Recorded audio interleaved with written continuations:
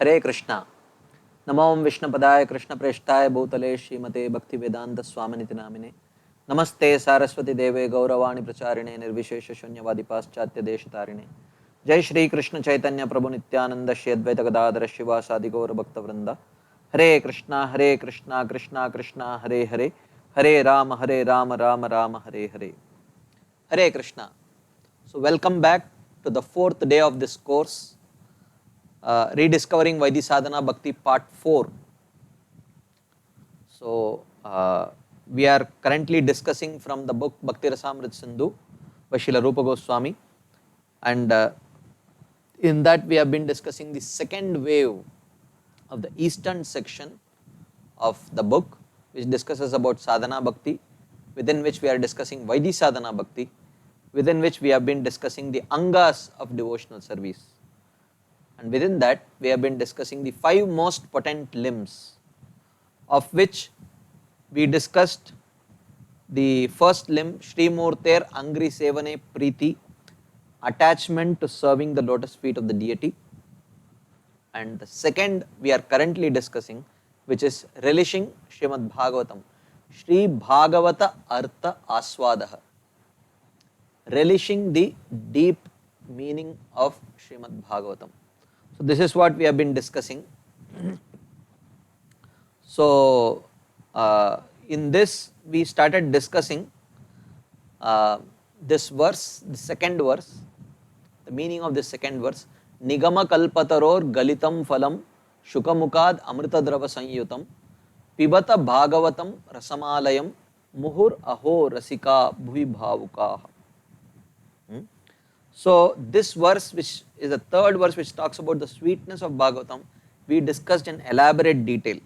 Even though we started by discussing the second verse, which talks about the power of Bhagavatam, the Dharma Projita verse we discussed briefly, but this third verse we discussed in little detail. We tried to understand the meaning of each of these words, the implications of these words, in order to come to a conclusion as to how Bhagavatam is a literature par excellence. It's not just a literature, but it is personification of Krishna. So it is non-different from Krishna. The holy name is non-different from Krishna. The holy deity is non-different from Krishna. Srimad Bhagavatam is non-different from Krishna. Therefore, the Shastras talk about how each canto of Srimad Bhagavatam indicates a particular limb of Krishna's body. There are verses indicating this. The other literatures, the other Puranas confirm and conclude Bhagavatam to be the supermost of all the literatures. It is, in fact, it is Padma Puran which talks about each canto of Bhagavatam indicating a particular limb of Krishna's body. It is the other Puranas which conclude that Bhagavatam is personification of Krishna. So therefore, we tried to understand, based on this understanding of this verse, how Bhagavatam is the supermost of all literatures, crest jewel of all literatures. So we first try to understand the meaning of Bhagavatam Rasam. So Bhagavatam means that which belongs to Bhagavan, and therefore this implies that the Supreme Lord is personally giving this literature to his devotees. Therefore, one who is not a devotee has no access to Bhagavatam. And this Bhagavatam is not rasavat. It is not possessing sweetness, but it is sweetness alone, sweetness personified. Therefore, the word rasam is indicated. And the word rasa actually indicates relationship. Therefore, taking shelter of Bhagavatam enhances our relationship with Krishna. This we saw based on this verse. Yasyam vai shruyamanayam Krishne paramapurushe bhaktir utpadyate pumsam shokamoha bhayapaha. How by taking shelter of Bhagavatam, one establishes a sweet relationship with Krishna in one of the 5 rasas. That is the meaning of Bhagavatam Rasam. And we saw the meaning of Rasikaha. So Rasikaha means, because the Supreme Lord is Rasovaisaha, Rasa personified, one who is capable of perfectly experiencing that rasa in relationship with Krishna is called a rasika. Rasam hi evayam labdva anandi bhavati. That personality who comes in touch with the rasa, who becomes qualified to come in touch with the rasa of Krishna and experience that rasa, he is called a rasika. And then we understood the meaning of Nigama Kalpataru, how the Vedic scriptures can fulfill all the desires of one. They are in that sense compared to a wish fulfilling tree. Nigama means Vedas, Kalpataru means a wish fulfilling tree. But Nigama Kalpataror Galitam Phalam, so which means they can fulfill the desires of Dharma, Artha, Kama and Moksha, and including Prema. But Prema is considered to be the ripened fruit of the Vedas. So therefore, Bhagavatam is called, because it gives nothing less than Krishna Prem, Bhagavatam is called Nigama Kalpataror Galitam Phalam. Galitam Phalam means the completely ripened fruit of this tree, desired tree of the Vedas. And it indicates that it is dripping with juice. And it has no, just like a fruit, like you say, like amras. Amras has literally no seed, no skin, pure pulp. So Bhagavatam is amras actually. And therefore, which means just as skin and seed are considered to be the inferior parts of the fruit, in terms of Bhagavatam, calling it rasam or completely only the ras indicates that it has no inferior parts like dharma, artha, kama and moksha. It talks only about Krishna Prem. And Galitam also means it falls down on its own. It is not artificially plugged. Therefore, it is filled with the perfect amount of sweetness. And also, it is not, if a fruit, if a completely ripened fruit falls down on its own, it might break into pieces and be uneatable, and it might become uneatable. But Bhagavatam is not like that. It comes from Lord Narayan to Brahma, from Brahmaji to Narada Muni to Vyasadeva, Vyasadeva to Shukadev Goswami, Shukadev Goswami to Suta Goswami. In this way it comes in parampara. So therefore, it is not at all injured. It is perfectly received. This is the meaning of Galitam Phalam. And Shukamukad indicates that such a Bhagavatam, when it comes through the mouth of a very exalted devotees, it becomes sweeter. The devotees, including Shukadev Goswami, are compared to parrots. Just like a parrot has a sweet mouth, when it puts its beak on a particular fruit, it becomes exquisitely sweet. Similarly, Bhagavatam, when spoken by very exalted Vaishnavas coming in the parampara and who have understood the subject matter in parampara, becomes extraordinarily sweet. That is the meaning of Shukamukad that we saw. So then, therefore, one who does not come in parampara cannot access the true meaning of Srimad Bhagavatam. Then we discussed about the meaning of the word alayam. Layam means liberation, that is the first meaning. So alayam means one should not think that by taking shelter of Bhagavatam, one may get the bliss of Krishna Prem, but he will have to stay in this material world. He will be bereft of liberation. One should not think like that. Alayam means the bliss of Bhagavatam includes liberation also. Liberation is an unsought for secondary result achieved by one who takes shelter of Bhagavatam. But interestingly, alayam also means prema. So alayam means Bhagavatam, even though one may be a beginner, one may have very soft, pliable faith, beginner's faith. Bhagavatam will catch hold of his hands and gradually but surely take him from Shraddha to Sadhu Sangha to Bhajana Kriya to Anartha Nivritti to Nishtha to Ruchi to Asakti to Bhava and Prema. So Layam means Prema. Layam means that literature which can take a beginner till the stage of Prema. That literature is Bhagavatam alone. Therefore it is called as Alayam. This is the another meaning. Then we discussed about this words Amrita, Drava. So the word Amrita, specially even though the word Rasa indicates sweetness, but the word Amrita specially indicates the sweet pastimes of Krishna. So we saw a particular verse, Hari Leela Katavrata Mritanandita Satsuram. So the word Amrita specially refers to the pastimes of the Supreme Lord. So therefore, the word Rasa, when it is used in conjunction with the word Amrita, it indicates the sweet nectarian pastimes of Krishna. So this we saw. So therefore, the word by the use of the word Drava with Amrita, Bhagavatam is described as having the very essence of sweet pastimes. Therefore, the author says, Pibata, drink. We saw there are two kinds of people. One who are already experiencers of rasa, they need not be told to drink. But those who are not qualified to experience that rasa, they are called as,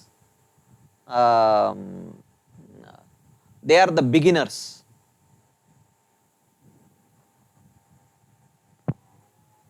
So they are the beginners, they are not qualified to experience that rasa. So for such people,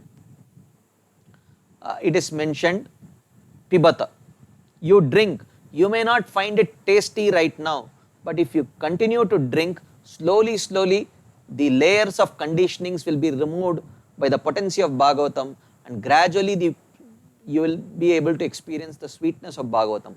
So the word Pibata indicates people who have not yet become qualified to taste the nectarian sweetness of Bhagavatam, but nevertheless, if they Adarad Anudinam Kalusaiva Jushta, with great respect and proper attitude, regularity, if they taste the sweetness of Bhagavatam, slowly, even though in the beginning it might be bitter, gradually that bitterness will go away and sweetness will manifest. Therefore, the word Pibata is used. And finally, we saw the meaning of the word Bhavukaha. Bhavukaha means Rasa Vishesha Bhavana Chatura Bhavuka. This is the explanation of Sridhar Swami. Meaning, one who is skillful in experiencing the most excellent rasa. And such a person is so intoxicated, it's so completely sold out to this experience of taste that he does not want to give up the lotus feet of Krishna. Navai jano jatu katanchanavrajén mukunda sevi anyavadatra samsritim. Smaran mukundangri upaguhanam punar vihatum ichen narasagraho jana. Even though one may momentarily give up bhakti, but such a person who has tasted that rasa, bhuvi bhavukaha, is so attracted by that taste that that remembrance, sweet remembrance of the embrace of Krishna's lotus feet keeps haunting him again and pulls him back to experiencing the taste of Krishna. So that is bhavuka. Like that it is mentioned in this verse. So in this way we discussed in detail the meaning of this verse, Nigama Kalpataror Galitam Phalam, and tried to understand the superior nature of Srimad Bhagavatam through this verse. Now, one may say, oh, this Bhagavatam, sometimes the argument comes that Bhagavatam is a very exalted scripture. Paramo nirmatsaranam satam. Only the completely non-envious, pure-hearted souls can access Bhagavatam. So therefore, beginners should not hear Bhagavatam. Okay, like this is one of the arguments that is presented. Oh, Bhagavatam is not for beginners. Bhagavatam is for exalted people. While for beginners, they should hear from other books like Mahabharata, Ramayana, like that. But Bhagavatam is not for them. Bhagavatam is for very exalted souls. Only for those who are completely non-envious, they can access Bhagavatam. This is a popular argument, but what does Bhagavatam itself have to say about it? Should beginners stay away from Srimad Bhagavatam because of its exalted nature? So let's try to analyze this, because most of us may fall within the category of not expert relishers, but we may fall only in the category of beginners. Of course, we already saw the meaning of alayam means it can take a beginner from the beginning stage till the stage of prema. So therefore, there itself it was indicated that beginners also can take up to Bhagavatam and they will go till Krishna Prem. But nevertheless, this seems to be a very popular argument even amongst devotees, that oh, Bhagavatam is for very exalted people, ordinary devotees are not qualified to read Bhagavatam. This is a very baseless argument. Srila Prabhupada from the beginning only introduced Bhagavatam. From the beginning only he made devotees to distribute Bhagavatam. When he came to United States, he had only one book with him. That was the first canto of Srimad Bhagavatam. He might have translated, if Bhagavatam was not for beginners, he might have translated other literatures and brought them to the United States. Because practically every single person whom Srila Prabhupada would meet would be a beginner only. And if Bhagavatam is not meant for beginners, why would he take Bhagavatam with him? And you cannot say that it was for only his own nourishment. He wanted to read Bhagavatam for his own nourishment. No, he took so many multiple copies of Bhagavatam to actually sell it there, to distribute it there. So from Prabhupada's practical life in itself, we can see that Prabhupada never presented this argument, that Bhagavatam is only meant for very exalted devotees. And what does Bhagavatam itself have to say? So we will try to see from the own words of various people, like Shukadeva Goswami spoke Bhagavatam, Maitreya spoke Bhagavatam, Vyasadeva wrote Srimad Bhagavatam, Narada Muni instructed Vyasadeva to write Srimad Bhagavatam. We will see from their accounts what they think is who are the potential audience for whom Srimad Bhagavatam was spoken. Because it is true that Bhagavatam is called the Paramahamsa Samhita. So in what sense? We will try to understand. What is the purpose of Vyasadeva compiling this Bhagavatam? This comes in the first canto, 7th chapter. Narada Muni has powerfully chastised Vyasadeva, instructed him to write a literature which speaks purely about Krishna Katha. So then Vyasadeva goes to his ashram in Badrikashram and he is sitting and meditating on the banks of river Saraswati. So it is mentioned that Bhakti Yogena Manasi Samyak Pranihite Amale Apashyat Purusham Purnam Mayam Chatad Apashrem. In that particular, when he was meditating Bhakti Yogena, with deep devotion within his heart, when he was meditating on the Supreme Personality of Godhead, Apashyat Purusham Purnam, he saw the Supreme Personality of Godhead, Krishna, Mayam Chatad Apashrem, and Maya Devi who had taken shelter of him. Yaya sammohito jivo atmanam trigunatmakam paropi manute anartam tatkritam chapi padyate. And he also saw that this Maya Devi was actually covering the living entity with the layer of illusion. Paropi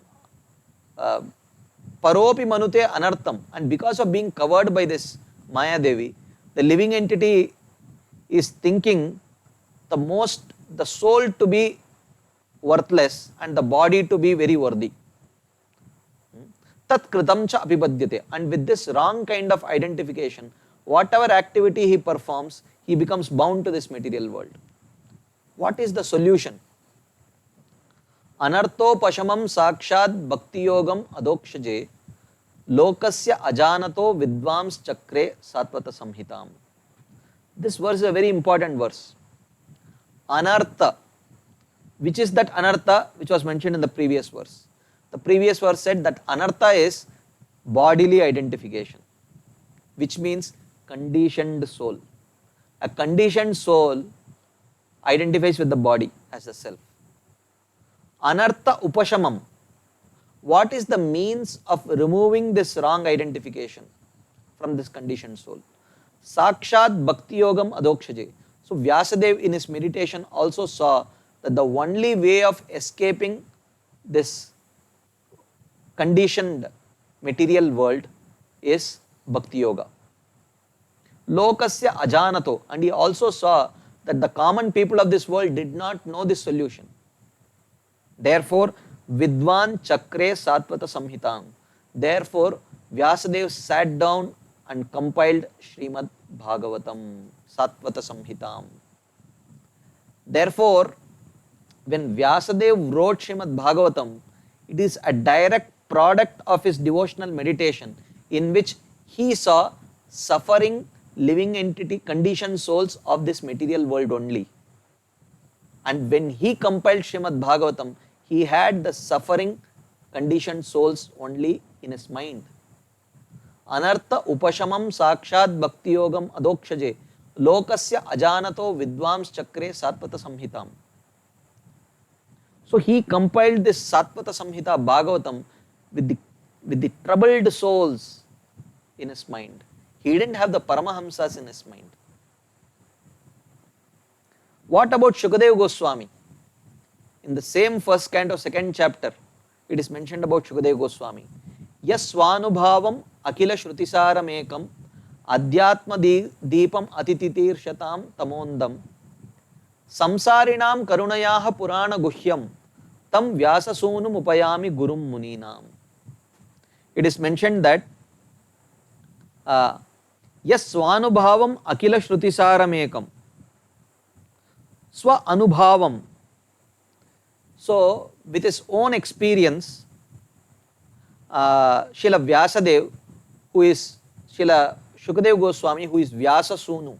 Vyasasonu means the son of Vyasadeva. Gurum Muninam, who is the guru of the great sages. He spoke this Bhagavatam based on his own personal experience. For whom? And what is this literature? Akila Shruti Saram Ekam. This is the very essence of all the Shrutis, all the Vedas. If there is one book which is essence of all the Vedas, that is Bhagavatam. He spoke this essence of all the Vedas to whom? Whom did Shukadeva Goswami had in mind when he spoke Srimad Bhagavatam? He says, Ati titir shatam tamo andam.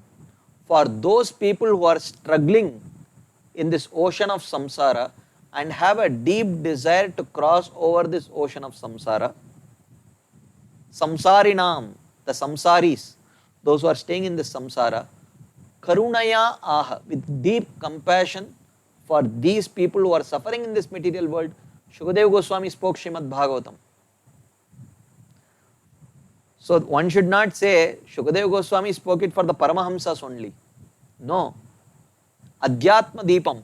This Bhagavatam is like a transcendental torchlight which can help one cross over this ocean of samsara.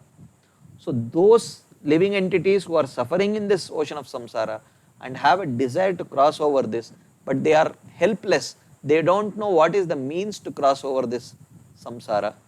For them, Shukadeva Goswami spoke Srimad Bhagavatam. So therefore, Vyasadeva had the suffering conditioned souls in mind when he wrote Srimad Bhagavatam. Shukadeva Goswami had the suffering conditioned souls in mind when he spoke Bhagavatam. What about Maitreya? Maitreya himself says, Soham Nrinam क्षुल्ल सुखाय दुःखम महद्गतानां विरमाय तस्य प्रवर्तये भागवतं पुराणं यदाह साक्षात् भगवान ऋषिभ्यः. In this material world, my dear Vidura, Drinam, people of this world, Kshulla Sukaya Mahadgatanam Dukkam, for getting insignificant enjoyment, they are undergoing unimaginable trouble. So, Tasya Viramaya, I want to put a full stop for this. How am I going to, what is my plan of stopping this ridiculous endeavors? Koda pahad nikli chuiya, as they say. Someone took great pains to actually break through the mountain, searching for some treasure, but what came out was a small mouse. So Maitreya is feeling deeply compassionate, seeing such people who are endeavoring so hard in this material world, but in return they are getting insignificant happiness, material happiness. Tasya viramaya. Maitreya says, I genuinely want to put a full stop. I want to stop these people from suffering. What am I going to do? Pravartaye Bhagavatam Puranam. Therefore, I am speaking Bhagavat Puran, my dear Vidura. This is Maitreya's personal admission. Whom did Maitreya have in mind when he spoke Srimad Bhagavatam? The Paramahamsas? No. He had the suffering conditioned souls in mind. What was Narada Muni's instructions to Vyasadeva? Narada Muni said, Vichakshano asya arhati veditum vibhor ananta parasya nivrittita sukham pravartamanasya gunair anatmanas tato bhavan darshaya cheshtitam vibhoho. He says, my dear Vyasadeva, I appreciate you that you have compiled this Vedanta Sutra. But do you know, only the most intelligent people who are already detached from material enjoyment, they can take shelter of this Vedanta Sutra and understand that the essence of Vedanta Sutra is devotional service, and they will perform devotional service. But where is the book that you have given for those who are suffering in this material world, who are unintelligent, who cannot understand Vedanta Sutra, who are not detached from this material world? Have you written a book for them? Write it. And he says, and in response to this call, Vyasadeva writes Srimad Bhagavatam. So Narada Muni, when he instructed Vyasadeva, he wanted Vyasadeva to write a book which is relevant for the unintelligent people of this Kali Yuga who are suffering and are struggling to cross over this ocean of material existence. He didn't have the Paramahamsas in mind. And eventually he also mentioned, in one of his concluding words, Narada Muni said, Etadhi atura chittanam matra sparsha ichchaya muhuhu bhavasindu plavodrishto haricharyanu varnanam.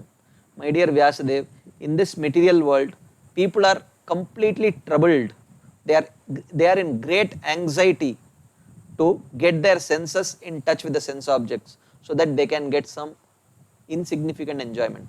But for that insignificant enjoyment, they have to take so much anxiety. Etadhi atura chittanam matra sparsha ichchaya muhuhu bhavasindu plavodrishto. Such people can cross over this ocean of samsara by hearing Harikatha, Haricharyanu Varnanam. Therefore, my dear Vyasadeva, write one book which is completely dedicated. Every syllable is dedicated to glorifying Krishna. Till now, you have never written a book like that. Write one book at least in which every single syllable is geared towards glorifying Krishna. Like that. So, in this way, when Vyasadeva inspired, when Narada Muni inspired Vyasadeva to write Bhagavatam, he had the suffering people only in mind. So this is the whole parampara. There is Narada Muni, there is Vyasadev, there is Shukadev Goswami, there is Maitreya. The four prominent speakers of Bhagavatam had the suffering people of Kali Yuga in their mind while compiling Bhagavatam, the unintelligent ones. This being the case, when Bhagavatam is presenting such an emphatic storyline, very clear understanding, it is only a baseless argument to say that Bhagavatam is not meant for common devotees, it is meant only for very exalted devotees. That is a baseless argument. Therefore, beginners should not fear taking shelter of Srimad Bhagavatam. That was the theme that we are discussing now. Beginners need not fear approaching Bhagavatam, because Bhagavatam is not just for the Paramahamsas. Then why is Bhagavatam, if every single person who spoke or wrote Bhagavatam had the suffering people, the ordinary people of this material world as their chosen audience, why is Bhagavatam called Paramahamsa Samhita? Why is it called Paramo Nirmatsaranam Satam?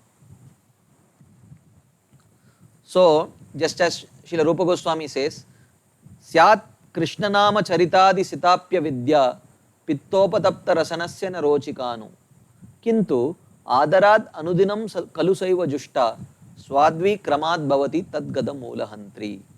We have seen this verse many times. Just like a person whose tongue, who is suffering from jaundice, his tongue has a layer of pitta or bile, and on that layer of bile, any sweet object touches, it tastes bitter and distasteful.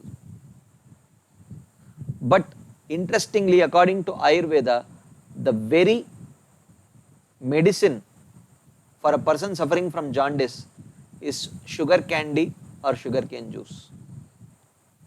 Adarad anudinam kalusaiva jushta. When that person, even though it may be bitter, but as a medicine, if he takes that sugarcane juice, gradually the influence of that pitta will be destroyed, and that very same sugarcane juice will slowly start becoming lesser and lesser bitter, and at some point it will start becoming sweeter and sweeter and sweeter, and at some point that sugarcane juice would be luxury. He would ask for another glass. Doctor, can I have one more glass? And then it means he is fit to get out of the hospital, he is free. So the point is, even though there are two kinds of people, one is a sick person, one is a healthy person, who needs the sugarcane juice the most? It is the sick person, because for him it is a medicine. But who can taste the actual taste of sugarcane juice and relish it? The healthy person. The healthy person is the Paramahamsa, the sick person is the Sadhaka. The sick person, for him Bhagavatam acts as the medicine, but for the healthy person, the Paramahamsas, it helps him relish the exquisite taste of Bhagavatam. So therefore, Bhagavatam is called Paramahamsa Samhita for two reasons. The first reason is that only the Paramahamsas can experience the perfect taste of Srimad Bhagavatam. Just like a healthy person only can experience the perfect taste of that sugarcane juice. The second reason why Bhagavatam is called as Paramahamsa Samhita is because anyone who takes shelter of Bhagavatam, it will make him into a Paramahamsa. Just like any person afflicted with jaundice, if he takes that sugarcane juice will cure him of jaundice and make him into an healthy person. In the same way, Bhagavatam acts on the healthy person as a luxury. For him it's a luxury, and he can perfectly experience its taste. Whereas the sick person, the sadhaka, for him it acts as a medicine. So in this way, only in this way Bhagavatam can be understood to be Paramahamsa Samhita. One should not say that, oh, are you a Paramahamsa? If you say no, Bhagavatam is not for you. Are you free of envy? Paramo Nirmatsaranam Satam. This book is meant only for those who are non-envious. Don't read this book. That is not what it means. The Bhagavatam has the potency of making the most envious people non-envious. And the non-envious people can perfectly relish the sweetness of Bhagavatam. Therefore, Bhagavatam is called Paramahamsa Samhita. Therefore, the beginners need not fear approaching Srimad Bhagavatam. Beginners need not fear approaching Srimad Bhagavatam. So, therefore, Bhagavatam is a very unique literature which has equal relevance for those who are suffering and those who are perfectly healthy.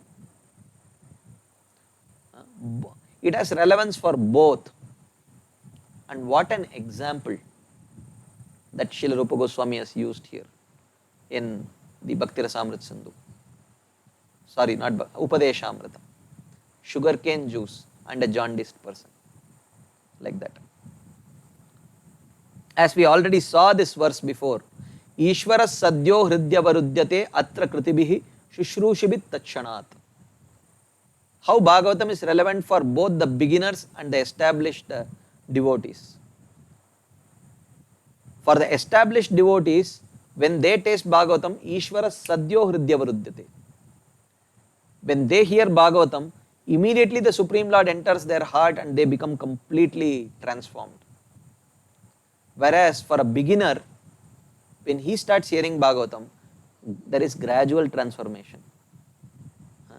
Just like for the jaundiced person, the juice becomes gradually more and more sweeter. Similarly. Shushrushabit Takshanat Hridya Varudyate. And for the Shushrushabi, for the sincere beginner, Bhagavatam gradually reveals the Supreme Lord in his heart. Therefore, the role of Bhagavatam is twofold. Punantite Vishaya Vidushitashayam Vrajanti Tacharana Saroruhantikam. It is mentioned in the second canto of Srimad Bhagavatam. Pibantiye Bhagavata Atmanas Satam Katamritam Shravana Puteshu Sambritam. Punantite Vishaya Vidushitashayam Vrajanti Tacharana Saroruha Antikam. It is mentioned, one who drink this nectar of Krishna Katha from Srimad Bhagavatam through their ears, if they are beginners, Punantite Vishaya Vidushita Ashayam. Their heart, which is completely contaminated by material desires, is completely cleansed. This is for the beginners. What about the perfected devotees? Vrajanti Tacharana Saroruha Antikam. But the perfected devotees, when they hear Srimad Bhagavatam, they attain the lotus feet of Lord for serving that lotus feet. So in this way only Bhagavatam should be understood to be Paramahamsa Samhita. Which means Paramahamsas can perfectly relish Bhagavatam and non-Paramahamsas will become Paramahamsas gradually by taking shelter of Bhagavatam.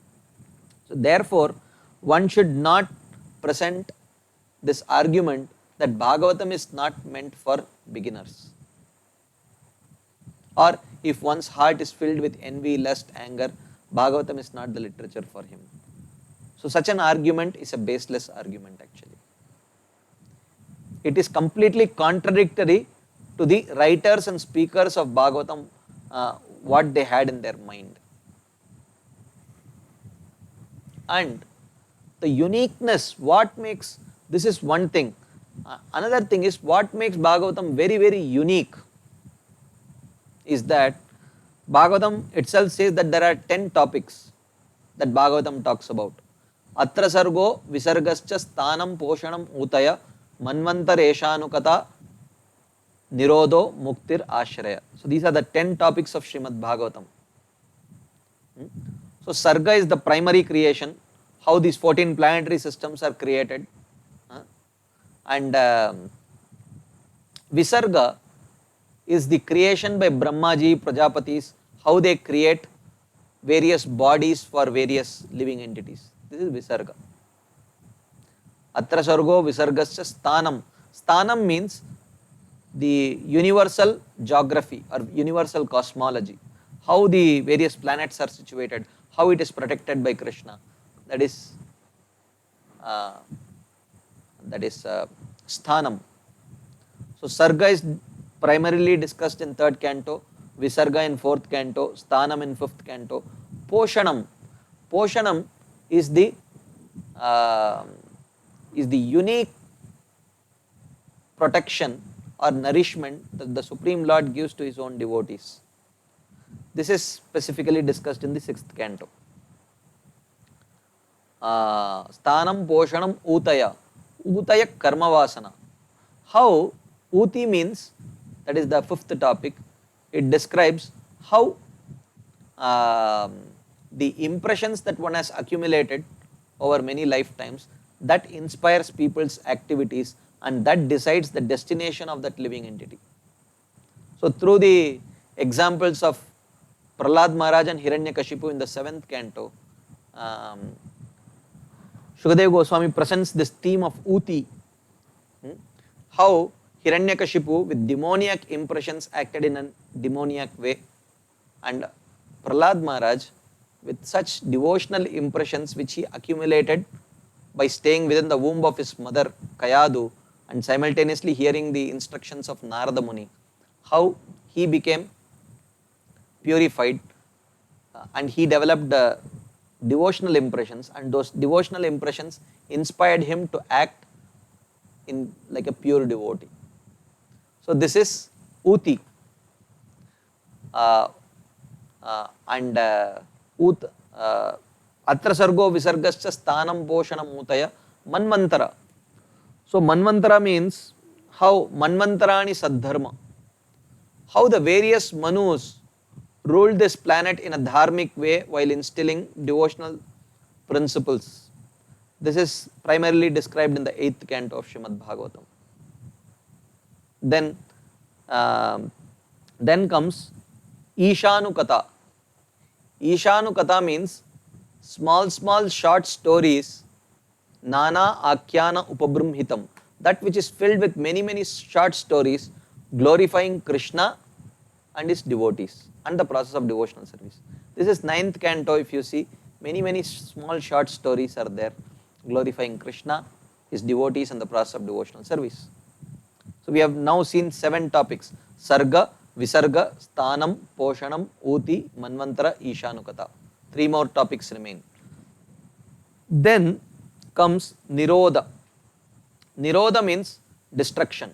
It could mean death, it could mean partial annihilation which happens at the time of Brahma's night, or complete annihilation that happens at the end of Brahmaji's lifetime. At the beginning of Brahma's night, that is partial annihilation. Full annihilation at the end of Brahmaji's lifetime. And then there is also some other intermediate annihilations that sometimes happen at the end of one Manvantara also. So these are all discussed in the 12th canto. So Nirodha. Then Mukti. Muktir hitva anyata rupam swarupena vyavastitihi. Mukti means giving up all other upadhis and then attaining the lotus feet of Krishna by accepting oneself as the servant of Krishna. So this Mukti, this real import of Mukti is brought out beautifully through 2 prominent conversations in the 11th canto. The first is the conversation between the Navayogendras and Nimi Maharaj, and second is the conversation between Krishna and Uddhava, the popular Uddhava Gita in the 11th canto. Through these 2 discussions, the real import of Mukti, the topic of Mukti, is primarily described in the 11th canto. Then finally, the 10th topic is Ashraya. Ashraya means the ultimate shelter, that is Krishna. That is described in the 10th canto. So if you see, these 10 topics are not 10 topics of Srimad Bhagavatam. These 10 topics are there in all the literatures. Not all the literatures. Actually, there are 18 Mahapuranas. And for a book to qualify as a Mahapurana, it should have these 18 topics. Sorry, the 10 topics, I am sorry. So, Bhagavatam is not the only book which has these 10 topics. All the other 17 Puranas also have these 10 topics. Then one may say, what is the speciality of Srimad Bhagavatam? Shukadeva Goswami himself says, Dashamasya Vishuddhyartam Navanam Iha Lakshanam Varnayante Mahatmana Shrutena Artena Cha Anjasa. Dashamasya Vishuddhyartam. So, Navanam Iha Lakshanam Varnayante Mahatmana. The great Mahatmas like Shukadeva Goswami, Maitreya, Vidura, all of them, they discuss the other 9 topics, Navanam Iha Lakshanam, for only one purpose. Dashamasya Vishuddhyartam. In order to develop proper understanding of the 10th topic of Krishna. So one may say, why should creation be described? Why should this secondary creation, primary creation, Vedic cosmology? All of that is not necessarily. One should directly read the 10th canto pastimes of Krishna. That is the essence. True, that is the essence. But we cannot access that essence unless we have a proper understanding of the other 9 topics. And it is only in this book, Srimad Bhagavatam, that the other 9 topics are written in such a way that it enhances our appreciation of the 10th topic of Krishna, Ashraya. In no other scripture, in no other Purana, except Bhagavatam, these other 9 topics are spoken in such a way that it will enhance the understanding of the 10th topic. Only in Bhagavatam is this consistent. So, it is just like, but one may say, but why can't I directly read the 10th topic? So, it is just like the 10th canto of Srimad Bhagavatam, direct Krishna Katha. Can't I hear? Can't I read? Why should I read these other literatures, with these other topics of Srimad Bhagavatam? Why should I study? One may think. But here, it is just like when we go to take darshan of their lordships in the temple. Radha and Krishna, Radha Vrindavan Vihari are standing there. So, when we go and take darshan, we really appreciate the beauty of Radha and Krishna. But there is one very particular assistance that we are getting, which is helping us appreciate the beauty of Radha and Krishna who are standing on the altar. What is that? It is the focus lights. If you see, there are 9 different focus lights on our altar. They are strategically placed at appropriate places so that they can shine light on the various parts of the body of the Supreme Lord. So one will shine on the lotus feet of Krishna, one will shine on the lotus feet of Radharani. Another will shine on the middle portion of Krishna, another will shine on the middle portion of Radharani. Another will shine on the face of Krishna, another will shine on the face of Radharani. And there are 3 similar lights shining on the 3 portions of Chaitanya Mahaprabhu. And then there is another light which will shine on the other photos. So in this way there are like 9 lights, 9 focus lights. Actually, if you see, the beauty of Radha or Krishna or Chaitanya Mahaprabhu is not dependent on the focus lights. Whether the focus lights are there or not, Radha and Krishna's beauty or Chaitanya Mahaprabhu's beauty is not dependent on the focus light. But our appreciation of the beauty of Radha, Krishna or Chaitanya Mahaprabhu is dependent on the focus lights. If the focus lights are not there, like for example, you might have noticed during this particular discussion, twice there was power cut for a few seconds. suddenly the light went off. Okay, and you could not, probably you would not have been able to see my face or see my body. Not that my body ceased to exist at that time or my face ceased to exist at that time, but just that without that light you could not see my body. Similarly, Radha and Krishna are beautiful. Their beauty is not dependent on light shining on them. But our appreciation of Radha and Krishna's beauty is dependent on the presence of these lights at their strategic positions. And when they shine on the body of Radha and Krishna, then we can appreciate the beauty of Radha and Krishna. Similarly, the 10th canto topics of Krishna Katha, they are independent. They are not dependent on the other 9 cantos or other 11 cantos. But our appreciation of the 10th canto topics of Srimad Bhagavatam are dependent on how carefully we study the other 9 cantos. And only in Bhagavatam, every single syllable mentioned in the other 9 cantos is written in such a way that it enhances our appreciation of Krishna when we come to the 10th topic, 10th canto of Srimad Bhagavatam. Okay, so this Bhagavatam itself says in the 12th canto, Kalimala samhati kalano akilesho Bhagavan itaratra na giyate hi abhikshnam iha tu punar Bhagavan ashesha murti paripatito anupadam katha prasangaihi.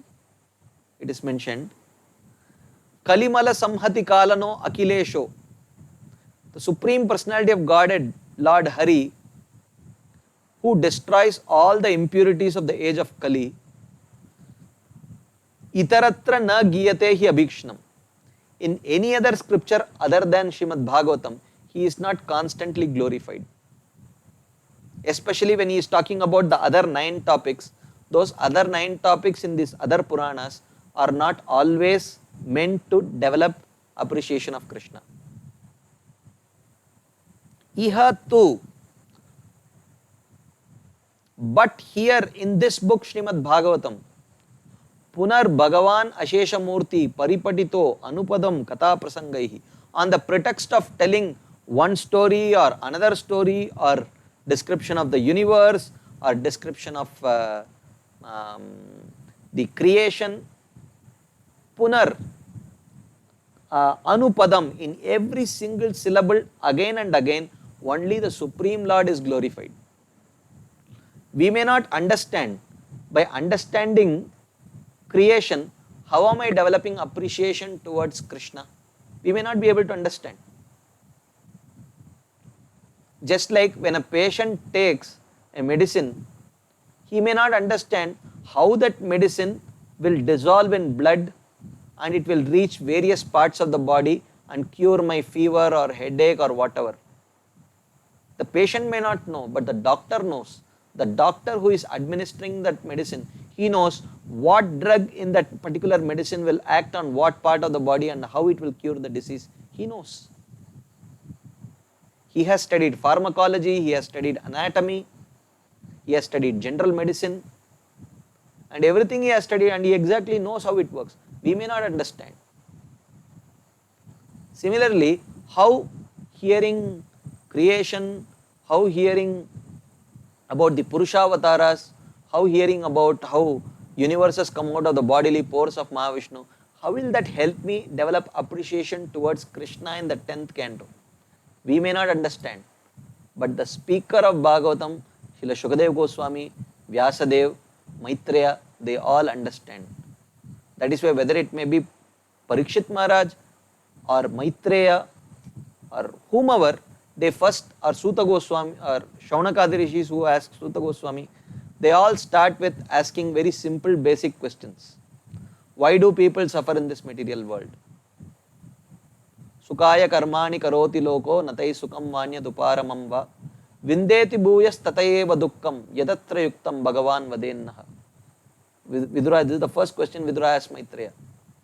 Even though he was so eager to come to Maitreya and hear about Krishna, but the first question that he asks is, why do people in this world endeavor very hard for two reasons: for getting enjoyment and giving up suffering. But even though they may endeavor very hard, they never get enjoyment and nor do suffering leave them. Why do they continue to endeavor in this way life after life? Can you please tell me the answer? Such simple questions about suffering of the living entity in this material world.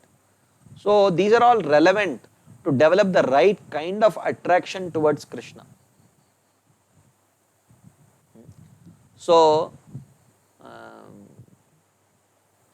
therefore, all these 9 topics are described only in Bhagavatam in such a way that it develops the proper kind of attraction for Krishna.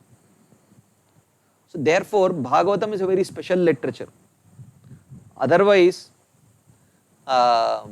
Vidura would not have come all the way to Maitreya to hear Bhagavatam. Actually, if you see, Vidura is the son of Vyasadeva himself.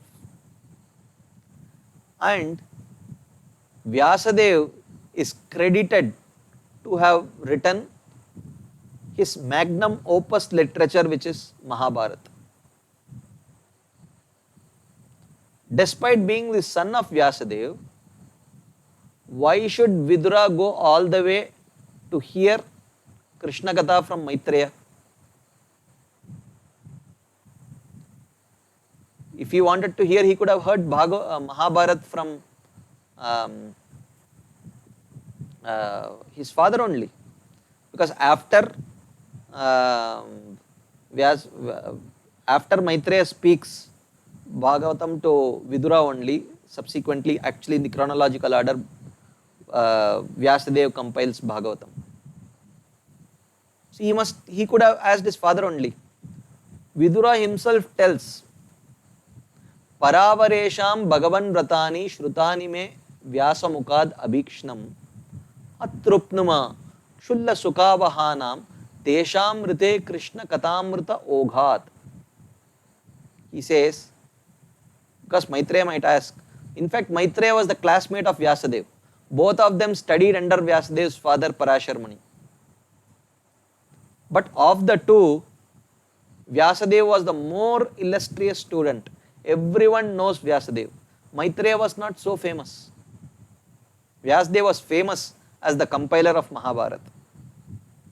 Maitreya was not so famous. And Vidura being the son of Vyasadeva, it is interesting that he went and asked Maitreya. It is like the son of Vishwanathan Anand trying to get trained in playing chess under a state level chess player.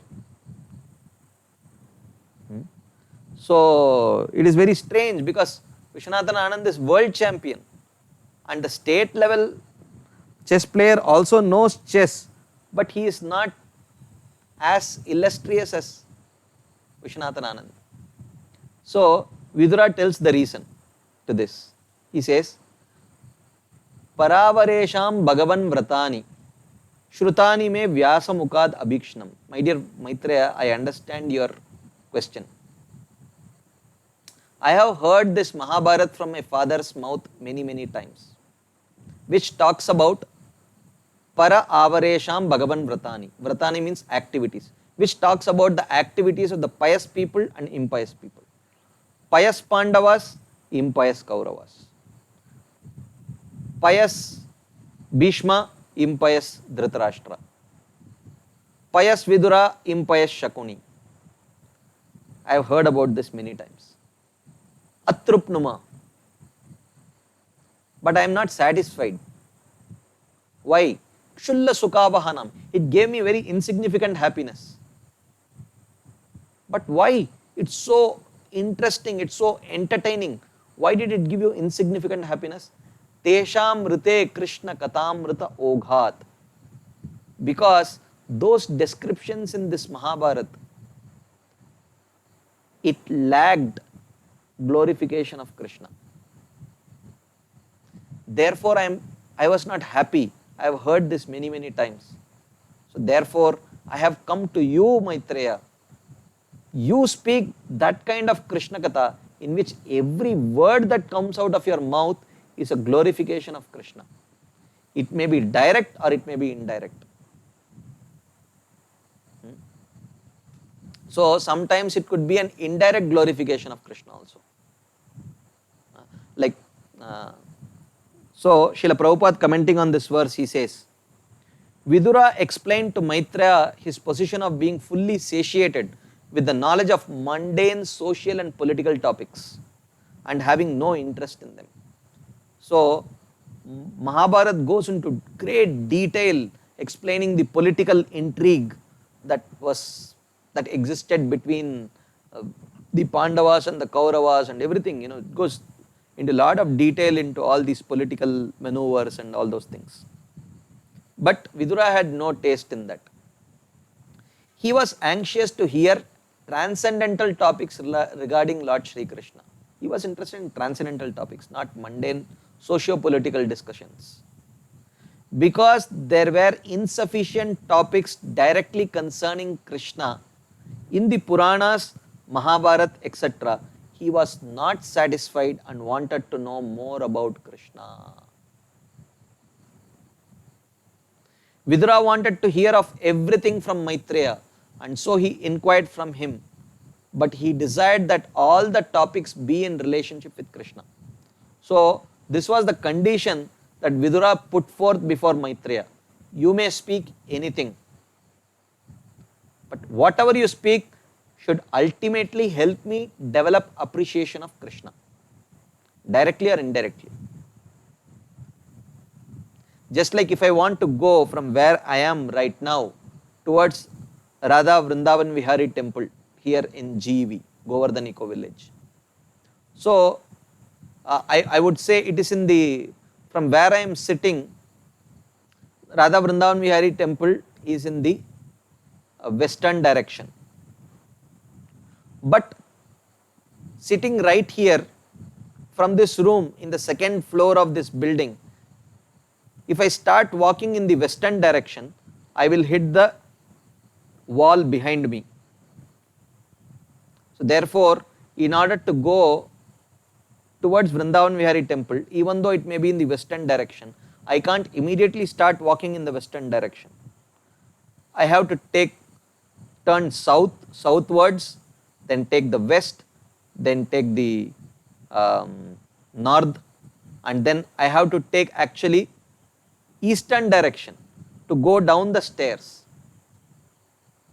So someone may say, hey, you told me that the temple from this room is in the western direction, but now you are asking me to first go in the southern direction, then northern direction, then eastern direction, then southern direction. I thought the temple was in the western direction. Yes, it is in the western direction, but you can't directly walk because we are not traveling by helicopter. We are not traveling in the aerial route. We are traveling by road. So when we are traveling by road, we may have to turn left, right, east, west, north, south, and go through various bylanes and eventually reach the temple. The person who knows the proper route, he knows that even though the temple may be in the western direction, but in order to approach the temple through the roads, one may have to take through different lanes where you may have to go in the other directions also. But eventually, the route will take us to the lotus feet of Krishna in the temple of Vrindavan Vihari. Similarly, these other topics also mentioned in Srimad Bhagavatam are written in such a way that imperceptibly it will help us develop appreciation of Krishna. So, therefore, Vidura put this condition, directly or indirectly, speak anything, it should eventually help me develop appreciation for Krishna. So Prabhupada writes, as fire is never satisfied in its consumption of firewood, so a pure devotee of the Lord never hears enough about Krishna. He is never satisfied. Historical events and other narrations concerning social and political incidents all become transcendental as soon as they are in relationship with Krishna. Not that Bhagavatam does not talk about political incidents, social incidents. To some extent it also talks, but it connects everything to glorification of Krishna. And that kind of consistent connection of every narration to glorification of Krishna is not present in other literatures. Bhagavatam has the company of only Bhagavatam itself. In that particular category, there is only one book, that is Srimad Bhagavatam. There is no other book. And this is by the admission of Bhagavatam itself. This is the way to transform mundane things into spiritual identity. The whole world can be transformed into Vaikuntha if all worldly activities are dovetailed with Krishna Katha.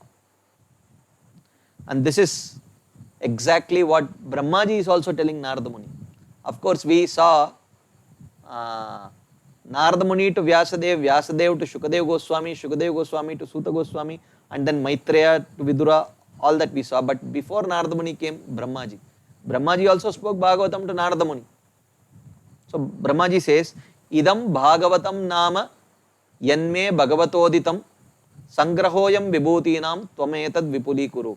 My dear Narada Muni, what I have spoken to you till now is Srimad Bhagavatam. And this was spoken to me by the Supreme Lord Narayana himself. And what is the content of this Bhagavatam? Sangrahoyam vibhutinam. This is a collection of the Lord's vibhutis, about his pastimes, about his various qualities, about his various material manifestations. Tvam etad vipuli kuru. And you have to distribute it everywhere. And distribute it in what way?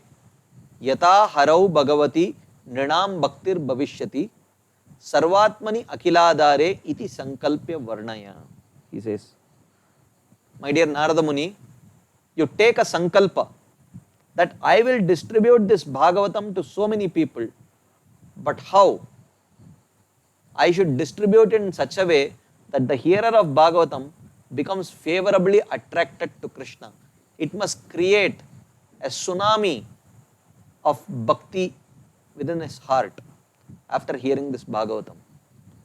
So this is the way you should spread Bhagavatam. And that is why Anartho Pashamam Sakshat Bhakti Yogam Adokshaje Lokasya Ajanato Vidvams Chakre Satvata Samhitam.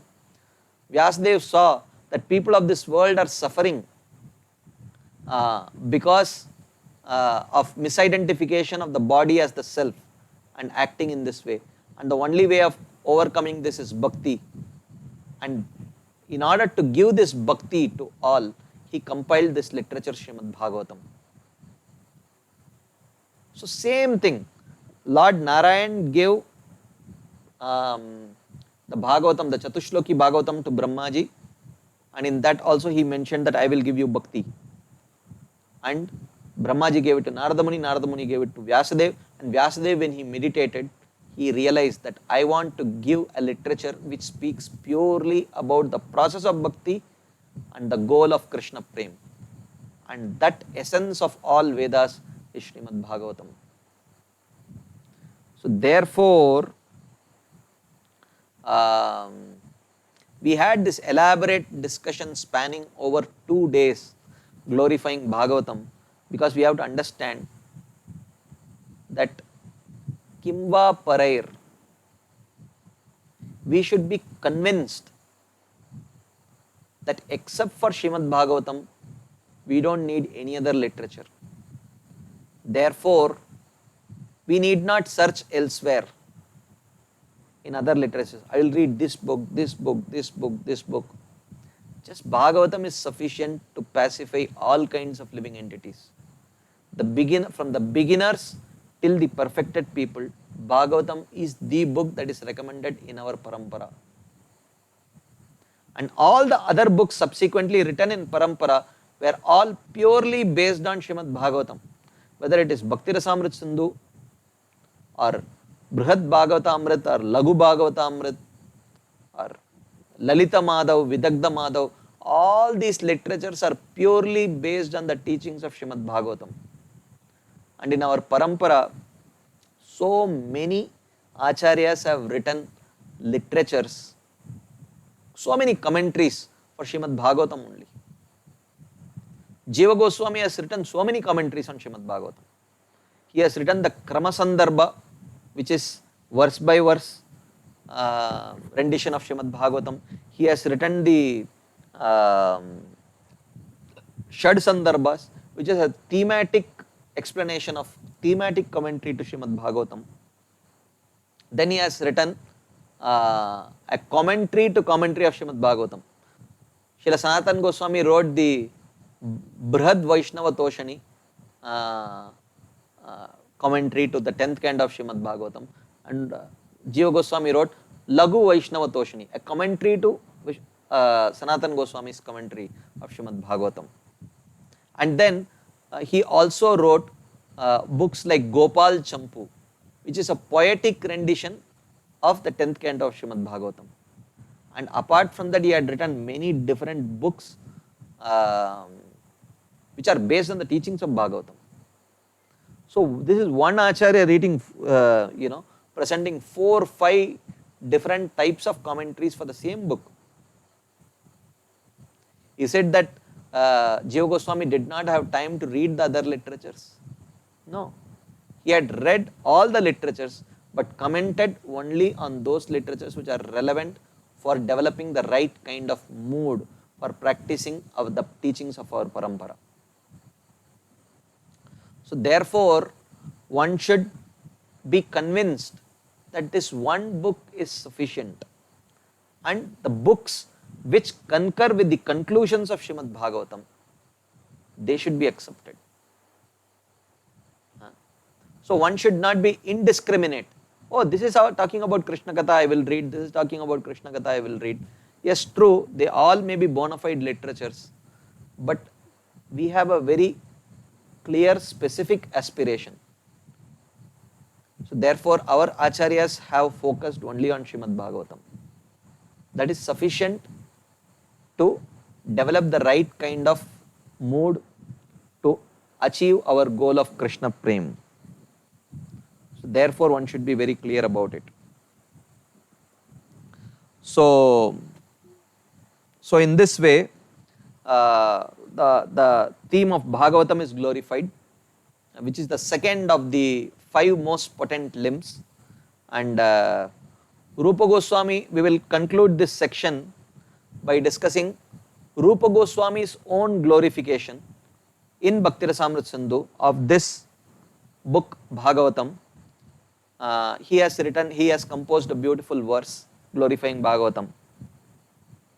Shanke Nita Sapadi Dashamaskanda Padyavaleenam Varna Karna Dvanipati Katam Anupurvyad Bhavadbihi Hamho Dimba Paramashubhadam Hanta Dharmartha Kaman Yadgarhanta Sukamaya Mami Moksham Apyakshipanti. So this is again like a Vyajastuti. Very beautiful verse. He says, "Oh idiot." Of course, he does not really mean it.